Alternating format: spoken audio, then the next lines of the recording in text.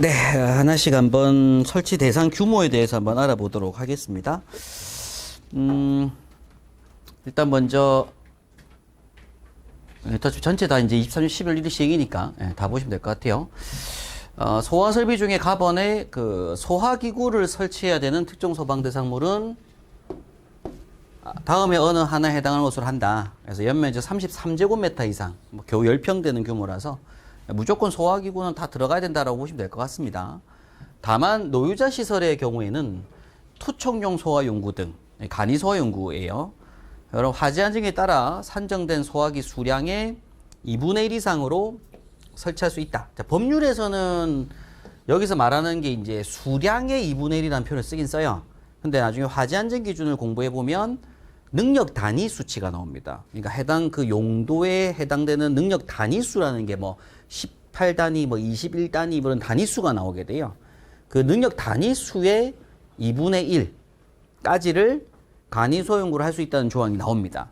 그래서 법률상에서는 사실상 소화기 수량의 표현을 쓰긴 썼지만 실제로 따지면 화재안전이 더 중요하거든요. 어쩔 때는 이게 건물에 해당되는 능력 단위 수치가 나오고 그 단위 수치의 2분의 1까지를 간이소용구로 할 수 있다 이런 조항이 뒤에 나옵니다. 근데 일단 뭐 이건 화환기 때 공부하실 내용이고 중요한 건 요게 이제 주 대상이다 이런 거죠. 소화기 대상.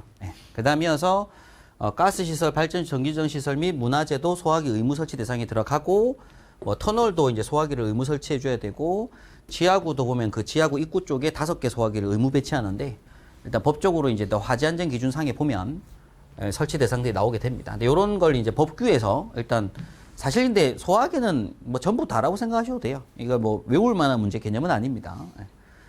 근데 자동 소화 장치가 나오는데 이 자동 소화 장치 종류가 많습니다. 일단 그 중에서 주거용 주방 자동 소화 장치는 아파트 등 및 오피스텔에서 모든 층에 이제 주거용 주방 자동 소화 장치가 설치가 되어서 건물을 분양하게 되고요. 무조건 이제 건축에다가 지금 떠넘겼습니다. 건물 지을 때 이제 설치하게 되고 아파트 오피스텔 건물 지을 때.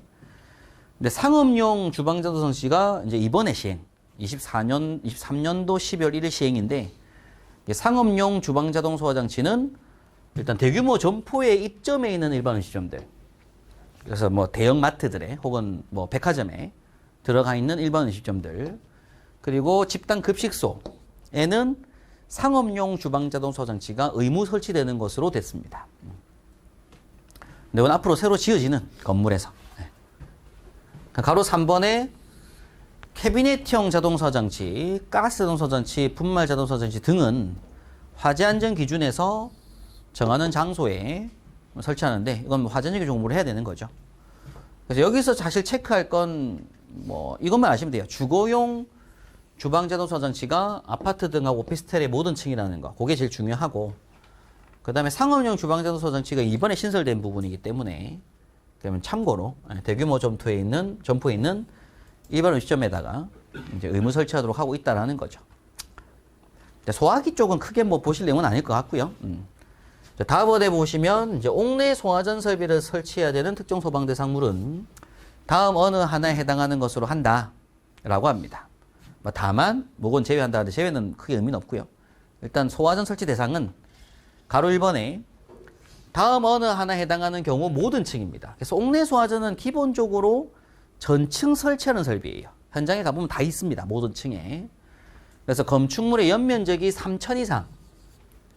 그 다음에 지하층, 무창층으로서 지하층, 무창층이 있는데 그 층의 바닥 면적이 600제곱미터 이상인 층이 있을 때 건물 전체에 소화전 설비를 합니다. 그리고 층수가, 여기서 말하는 건 지상만 말해요. 지하 제외한 겁니다. 지상의 층수가 4층 이상인 것 중에서 바닥 면적이 600제곱미터 이상인 층, 요 4층 이상인 층, 그 층이 있을 때, 그래서 결국 지무사라는 게 보통 같이 가요.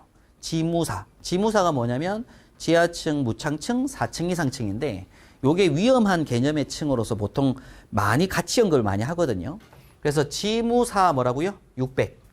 그래서 저는 외울 때 보통 3,000, 지무사 600 이걸로 가장 많이 외우는데 요게 이제 옥내 소화전 설치 대상입니다. 모든 층에.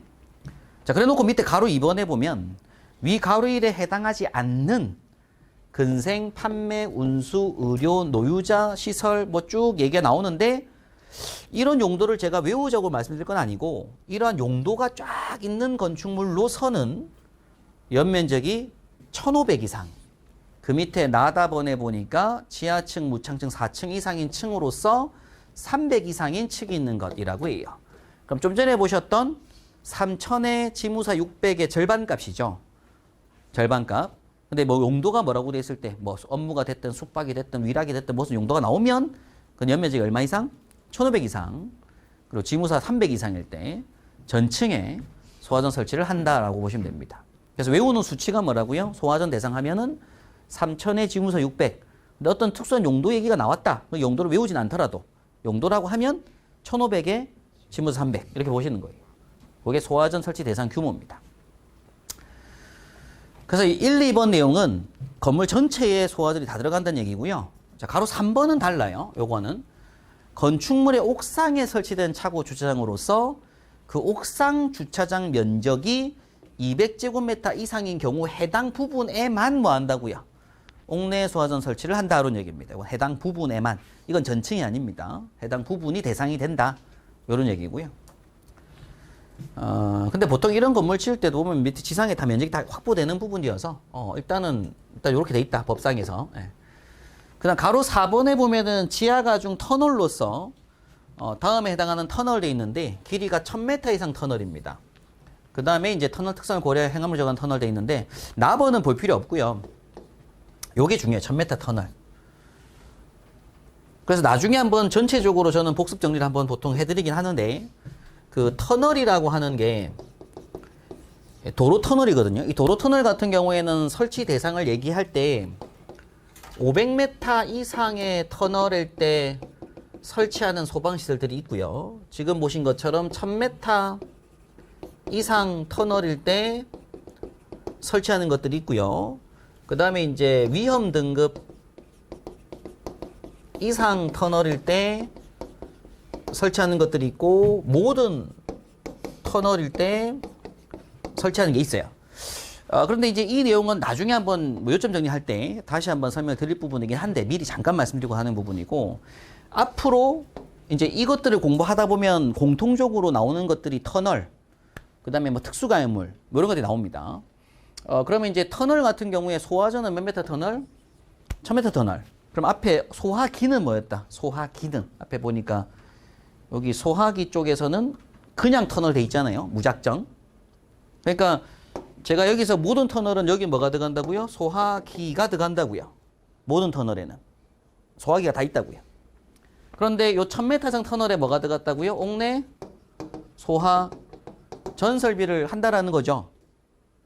지금 내용에 보니까. 그럼 뒤에 가다 보면 또 뭐가 있겠어요? 뭐 자탐이 있을 수가 있고 비상경보 설비, 비상 콘센트 막 공부를 할 건데 거기 보면 터널자가 있다고 이렇게. 그럼 터널자에 보니까 어떤 설비는 500m 터널 돼 있는 게 있고 어떤 터널 쪽에는 1000m 터널 돼 있는 게 있을 거라 이겁니다. 그런 식으로 해서 어떤 소방 기준이 나오게 되는데 일단 예습 삼아 설명을 좀 드리면 500m 이상 터널 들어가는 것들은 이제 저는 뭐 이렇게 네 가지가 이제 설치되는데 그래서 외울 때 보통 네 가지, 세 가지, 두 가지, 한 가지가 설치돼요. 총 10가지 소방시설이 설치되는데 터널 쪽에서는. 그래서 그때 이제 비비비무 할 때 B가 하나가 비상 경보 설비가 있고 그 다음에 비상 콘센트 설비가 있고 그리고 비상 조명등 설비가 있습니다. 비상 조명등. 그다음 문은 무선 통신 보조 설비라고 하게 돼요. 한번 들어보시면 돼요. 지금 뭐 어차피 뒤에 준적이 다 나오니까 복습할 때. 그 다음에 1000m 터널 들어가게 되면 옥내 소화전하고 자탐 그리고 연결 성수관 세 가지 설비. 그리고 위험 등급 터널일 때는 재물. 재물이라고 해서 재현 설비하고 물분무 소화 설비를 설치하도록 하고 있어요. 그러니까 이렇게 이제 네 가지, 세 가지, 두 가지, 한 가지 설비가 이제 소방 시설들이 터널 종류에 따라서 또 설치돼서 정해집니다. 근데 이것들을 저는 나중에 복습할 때는 이런 식으로 보통 묶어보는 연습을 한번 하는데, 근데 사실상 법에는 뭐라고 돼 있다고 이렇게 묶어져 있지 않고 다 분할돼 있다고 이렇게 뜯어져 있다 이겁니다. 예. 그래서 지금 요 내용들은 나중에 한번 요점 정리할 때 복습하도록 하고요. 옥내 소화전 아까 설치 대상에 보니까 소화전 설치 대상 중에 보니까 여기 이제 1000m 터널이 있더라 이거죠. 그 다음에 이제 공장 또는 창고 시설로서 화재 예방법상 특수가해물 750배 이상의 특수가해물을 저장 취급하는 것 돼 있잖아요, 그죠? 그래서 이것도 마찬가지로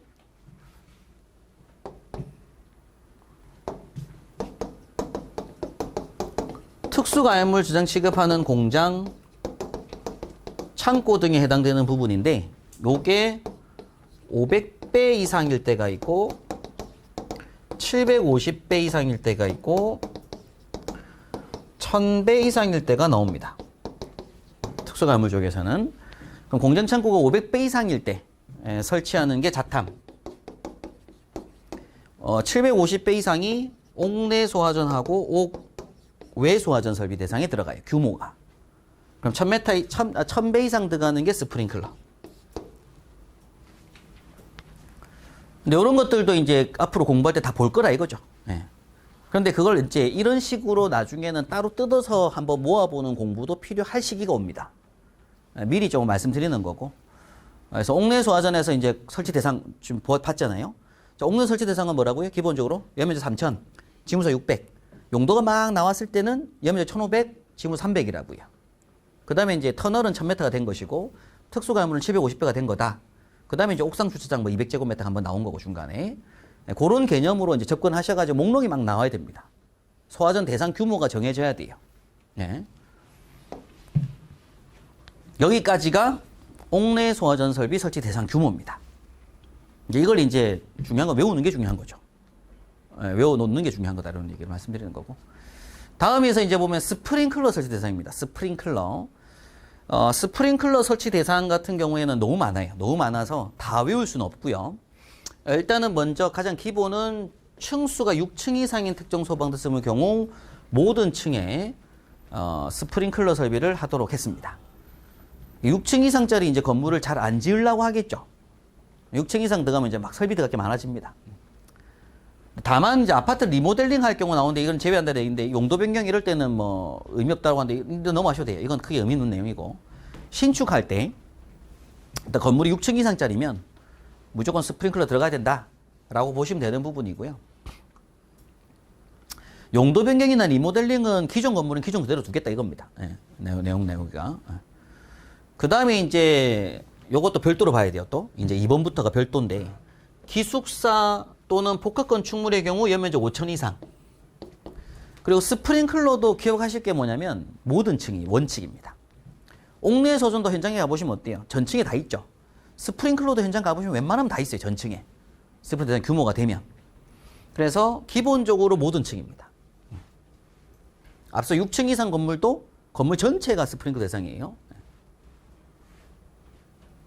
그 다음에 문화 집회시설, 운동시설의 종교시설의 경우에는 뭐 수용인원 100명 이상 뭐 또는 이제 해당 또 지하층, 무창층인 경우 500제곱미터 이상 그 밖의 층에 설치된 경우 1000제곱미터 이상일 때 그리고 무대부가 있는데 그 무대부가 지하층, 무창 4층 이상 층에 있는 경우 무대부 면적이 300제곱미터 이상짜리 무대부가 있을 때 그 다음 무대부가 그 외에 있는 층에 있을 경우에는 면적이 500제곱미터 이상이 있을 때 건물 전층에 스프링클러 설비를 하겠다. 뭐 이런 얘기를 합니다. 모든 층. 이게 좀 복잡하죠. 여기 좀 많습니다. 다양하게 있어가지고. 문화 집회시설인데 이제 거기 공연장 같은 게 있는 거예요. 공연장인데 무대부가 있다. 근데 무대 면적이 300제곱미터 이상인데 지하층에 있었다. 그러면 건물 전체가 뭐가 들어가야 된다고요? 스프링클러 다 들어가야 되고 이때 무대부 위쪽에는 개방형 스프링클러 들어가고 사람들이 앉는 객석 부분은 습식 스프링클러 들어갑니다. 근데 건물 전체에 스프링클러는 들어가는 거예요. 건물 설계를 할 때. 이게 좀 제일 복잡하죠. 자, 그 다음 이어서 이제 판매시설, 운수시설, 창고시설로서 바닥 면적 합계가 5000제곱미터 이상이거나 수용인원 500명 이상인 경우 또 모든 층에 스프링클러 설치를 하도록 하고 있고요. 근데 이건 사실 앞에 거랑 이어서 봐야 돼요. 판매, 운수, 창고, 복합, 기숙사 5000. 연면적 5000짜리. 요때는 모든 층 스프링클러가 들어간다 그런 얘기죠. 자, 그 다음 이어서 이제 다음 어느 하나에 해당하는 용도로 사용되는 시설의 바닥 면적 합계가 600제곱미터 이상이 있으면 또 건물 모든 층에 스프링클러 하는데 거기 600 기준 되는 것들이 이제 조산원, 산후조리원, 정신의료기관, 의료시설, 노유자, 숙박, 수련. 네, 이런 것들은 600 이상이 있으면 건물 모든 층에다가 스프링클러가 들어가야 된다. 건물 내에 노유자 시설의 합이 600 이상이 들어갔다. 건물 전체에 스프링클러가 들어가야 되는 부분입니다. 그 다음에 또 창고 시설도 5천 이상이죠. 5천이 지금 생각나야 될 게 뭐냐면 여기 판매, 운수, 창고, 물류터미널, 여기 물류터미널 제외한 나머지 창고인데 결국엔 5천이 5천. 되겠죠, 그죠? 네, 복합 뭐 이런 거 다 5천.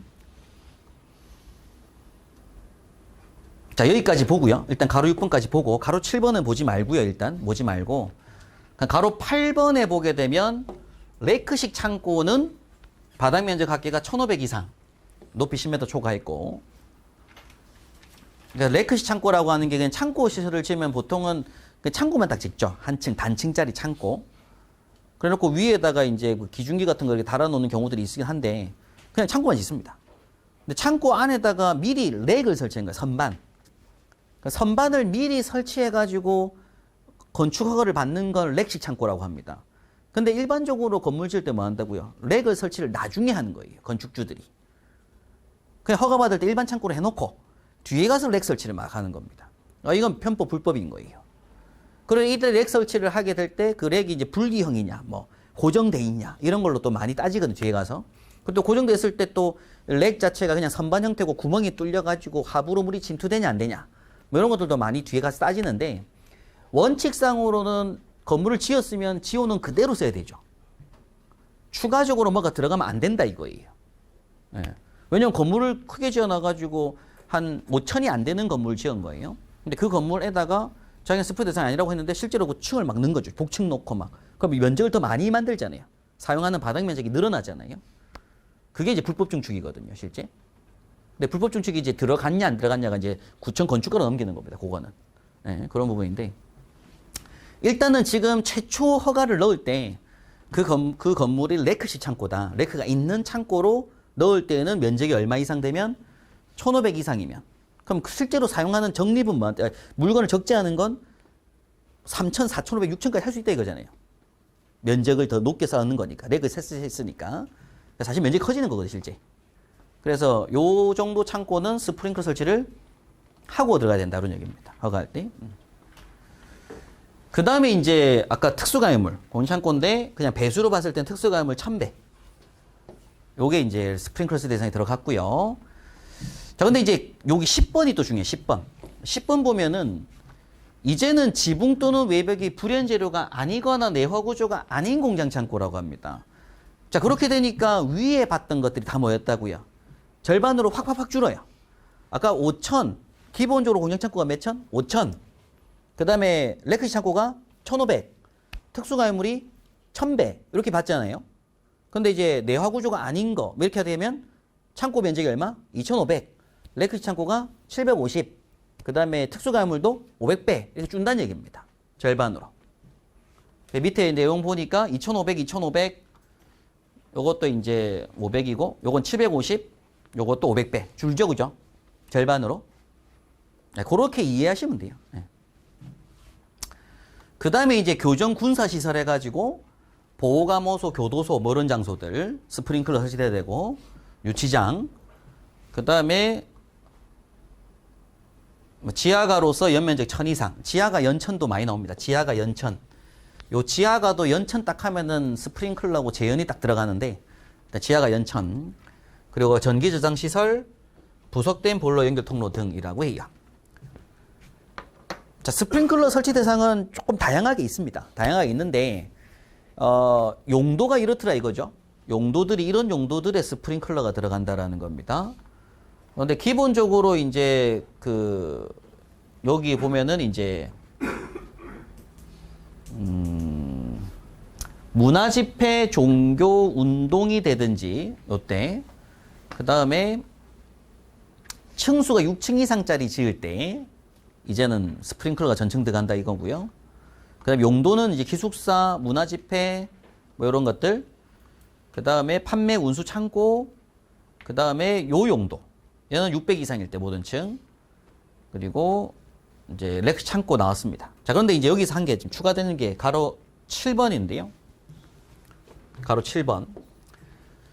요게 좀 특이합니다. 요게 좀 특이한 게 뭐냐면, 특정 소방대 상물의 지하층, 무창층 또는 층수가 4층 이상인 층으로서 바닥 면적이 1,000제곱미터 이상인 층이 있는 경우 해당 층이라고 해요. 해당 층.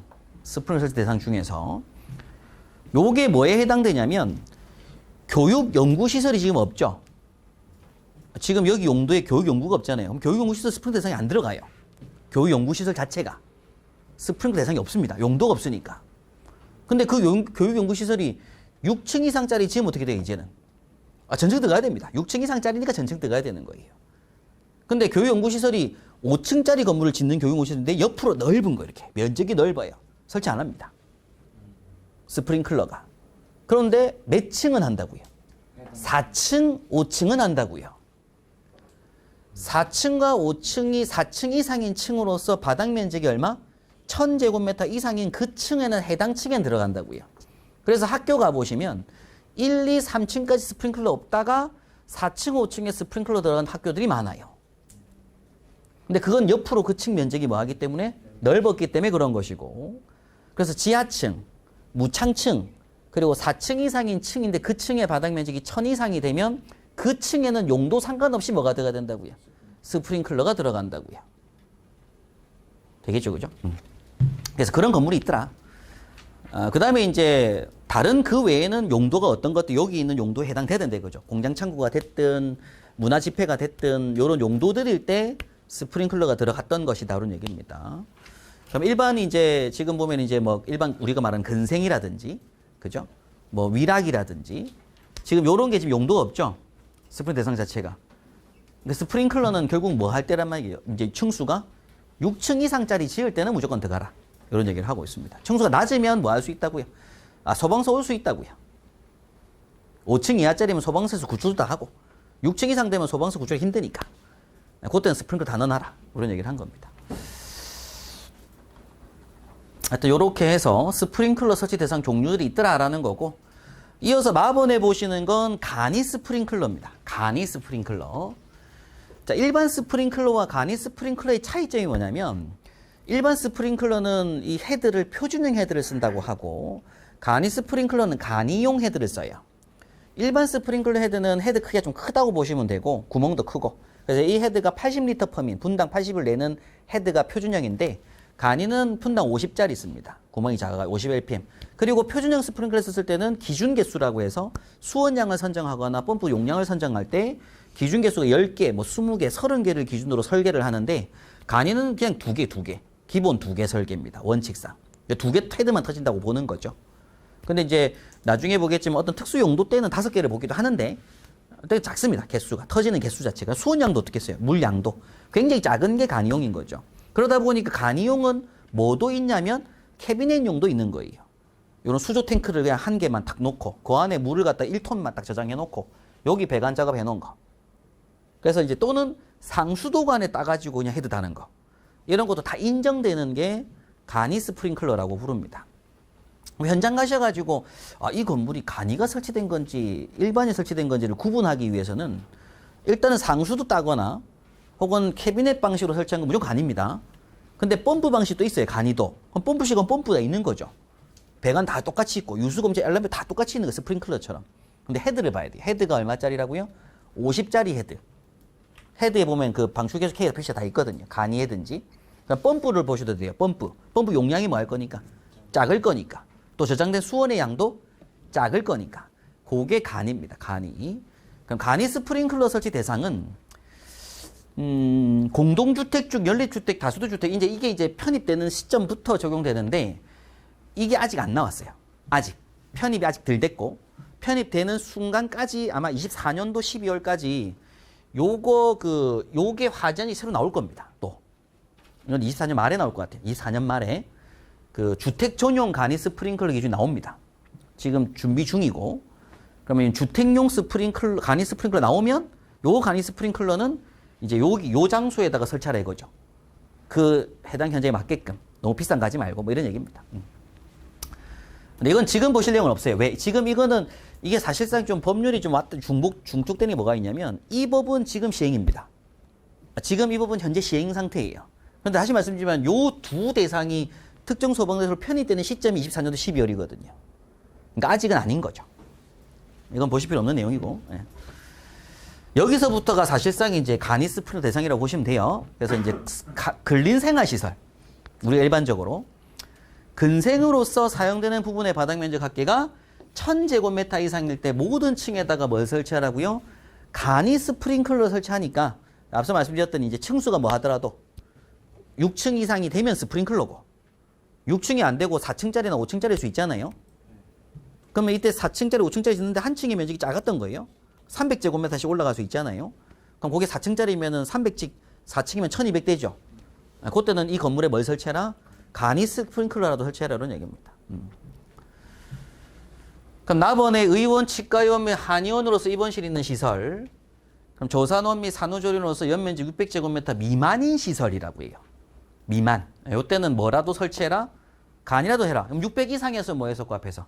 스프링클러였고. 네. 그러니까 이 정도 되면은 이제 간이도 많이 설치하게 됩니다. 이제 앞으로. 간이도 많이 설치해야 되고, 스프링클러도 6층 이상에 무조건 들어가야 되고. 네. 그냥 뭐 사담입니다만 저는 개인적으로 근데 스프링클러가 정말 좋은 초기 소화 설비예요. 정말로 화재가 났을 때 빨리 진화가 되고 좋은 설비긴 한데 수손 피해가 발생을 하죠. 그리고 배관을 스테인리스 배관을 쓰지 않는 이상 10년, 20년 대 무조건 홀이 생기거든요. 부식이 생길 수밖에 없는 설비예요. 그래서 배관에 구멍이 나면 수손 피해가 발생할 수밖에 없는 설비일 수도 한 거죠. 스프링클러가. 그래서 그런 대책도 지금 필요하고 그래서 지금 부식 배관, 철배관에, 주철배관에 물을 채우는 스프링클러 부식되는 것도 최근에 국회에서 막 그런 논의 보고서도 나오고 합니다. 개선하자 이런 주장도 나오고 있고. 그래서 저도 개인적으로 스프링클러는 근데 또 설치하게 되면 펌프도 달아야 되고, 그죠? 수조실도 필요하고, 배관이 막 올라가야 되고, 분기가 막 천장에 타고 가야 되잖아요. 저는 개인적으로 이제 이거 말고 최근에 이제 자동 소화장치, 소공간용, 요 실만 해당하는 용적의 자동 소화장치가 설치가 되면 스프링 면제가 되거든요. 현행법상. 스프링클러 규모 때 그걸 설치하면 면제가 되는 규모가 있어서 그런 것들을 좀 연구 개발을 많이 하고 있는 걸로 알고 있습니다. 앞으로. 네. 감지기도 이제 유선이 아니라 이제 다 무선식으로 하는 중이니까 해당 현장에 딱 감지하고 소화하는 시스템이 전부 무선화되면서 배관도 무배관 연결되면서 독립적으로 구성되면 그게 훨씬 더 수손피해도 덜할 것 같고 훨씬 더 소화도 잘할 것 같고 그런 생각이 있습니다. 근데 이런 제품 개발하는 게 좀 많이 필요할 것 같다 그런 생각이 들어요. 네. 일단 스프링클러 간이 대상 가로 3번에 보면 이제 의료시설 중 다음에 해당하는 건데 이것도 600 미만이라고 하니까 결국 뭐예요? 600 미만이면 간이라도 해라. 600 이상이면 무조건 스프링클러 들어가라. 이런 얘기를 한 거죠. 그러니까 이건 면적이 뭐 하더라도 아무리 작더라도 간이는 들어가라. 이런 얘기를 한 겁니다. 그리고 이제 300 이상 600 미만인 시설인데 여기 300 미만이라 할지라도 창살이 설치된 시설에 간이 들어가는 얘기인데 결국 웬만하면 다 창살이 있거든요. 그러니까 무조건 간이 하라는 얘기입니다. 결국엔. 네. 그 다음에 이제 교육연구시설 내 합숙소로서 연면적이 100제곱미터 이상인 경우 모든 층인데 웬만하면 30평 넘어가니까 연면적이. 이것도 무조건 간이 넣으라는 얘기입니다. 실제로. 간이 넣으라는 얘기고. 노유자 시설 같은 경우에 여기 밑에 보면 요거. 아까 노유자 생활시설. 노유자 생활시설 앞에 잠깐 체크했죠? 아까 건축허가 동의 대상 쫙 할 때 노유자 생활시설 썼잖아요. 그 대상은 간이 스프링 해야 되는 대상입니다. 그리고 위 가에 해당하지 않는 기타 나머지 노유자 시설들로서 바닥 면적 합계가 300 이상 600 미만 또 300 미만이라 할지라도 창살이 설치되면 간이 설치해라 이런 얘기를 하고요.